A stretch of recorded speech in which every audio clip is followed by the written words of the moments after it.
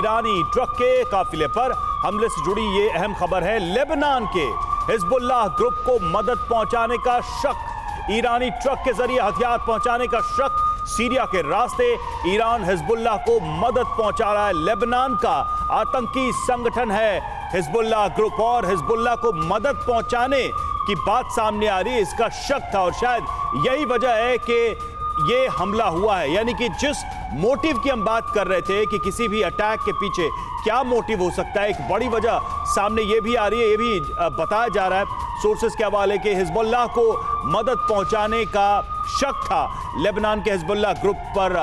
ये मदद उस ग्रुप को पहुंचाई जा रही थी जिसकी वजह से ये अटैक हुआ है। मनीष हमारे साथ जुड़े हुए हैं, मनीष के पास चलेंगे।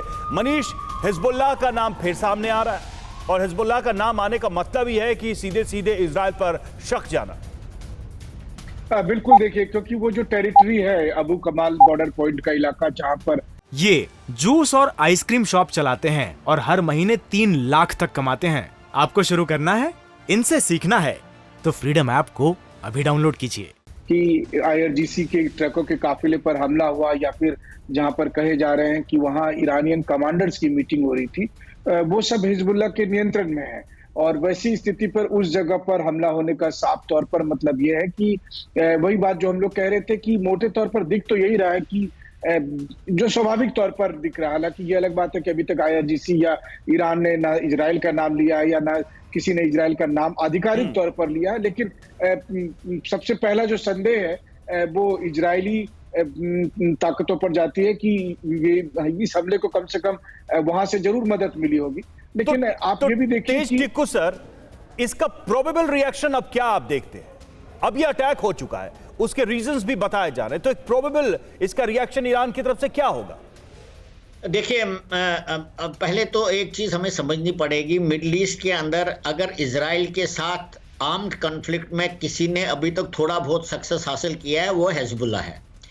हिजबुल्लाह बिल्कुल कंप्लीटली ईरानियन हुकूमत के नीचे काम करता है, सब वेपन्स उनको वहीं से मिलते हैं। तो हिजबुल्लाह का इन्वॉल्वमेंट सिनागोग अटैक में ज़रूर हो सकता है। इस वजह से उनको कमज़ोर करने के लिए वो काफिले पर हमला किया गया जो आर्म्स कैरी कर रहे थे हिजबुल्लाह के लिए। लेकिन मैं मानता हूं कि इस अटैक के बाद आप ईरान तो डायरेक्टली इन्वॉल्व नहीं होगा इजराइल के अगेंस्ट, क्योंकि उनको मालूम है कि इजराइल का रिएक्शन बहुत ज़बरदस्त होगा।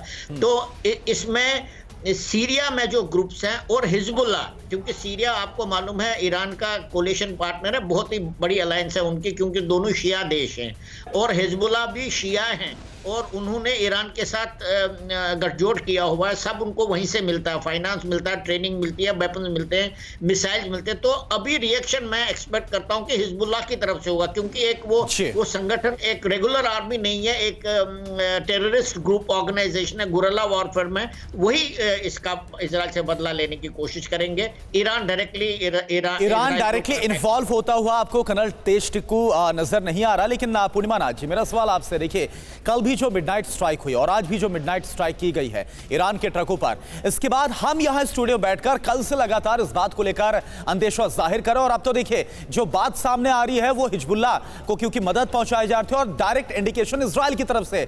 लेकिन ईरान क्यों नहीं कुछ कंफर्म कर पा रहा? ईरान आखिरकार क्या वाकई में लग रहा है कि इजराइल को लेकर वो डरा हुआ, इसलिए अभी उसकी तरफ से कुछ कहा नहीं जा रहा है, उतर नहीं रहा वो? देखिए, मैंने पहले ही कहा है कि कुछ होने के बाद इमीडिएटली स्टेटमेंट देना और टिप्पणी करना बहुत डेंजरस होता है for all people. We want to know exactly what's happening और इंफॉर्मेशन 48 आवर्स के बाद ही आती है। So that's why I am also cautious about what I am going to say. Iran भी तो कर सकता है कि ईरान में 5-6 महीने में जो हिजाब की सिचुएशन चल रही है वहाँ पे ह्यूमन राइट्स का इशू चल रहा है, लोगों को मार रहा है, एग्जीक्यूट कर रहे हैं जो प्रोटेस्ट कर रहे हैं अगेंस्ट हिजाब।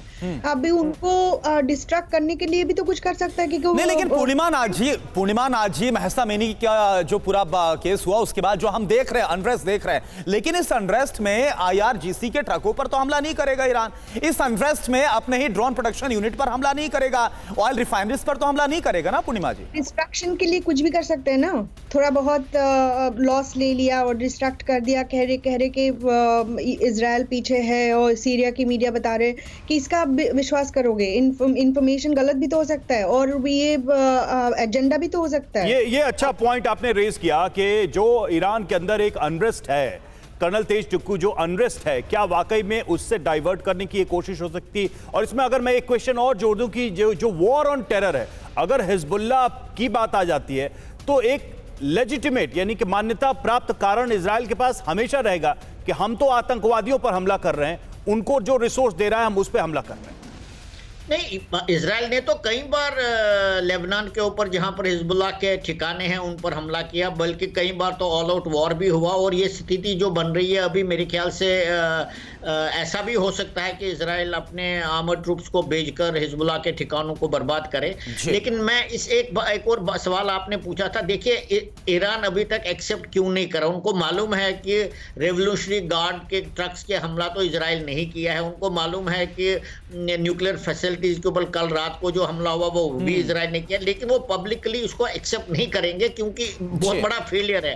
और देश के अंदर वैसे ही एस्टेब्लिशमेंट के बरखिलाफ जबरदस्त रोष है आजकल, तो अगर वो एक्सेप्ट करेंगे तो फिर देश के अंदर उनके और ये देखा भी हमने कर्नल तेज टिक्कू सर, ये हमने कल देखा भी कि किस तरह से ये जो सरकारी इमारतों पर हमला हुआ, इसके बाद अंदर से ही कुछ ऐसे गुट थे, अंदर ही जो पब्लिक अनरेस्ट नजर आ रहे, लोग खुश भी नजर आ रहे थे। ये जूस और आइसक्रीम शॉप चलाते हैं और हर महीने 3 लाख तक कमाते हैं। आपको शुरू करना है, इनसे सीखना है तो फ्रीडम ऐप को अभी डाउनलोड कीजिए।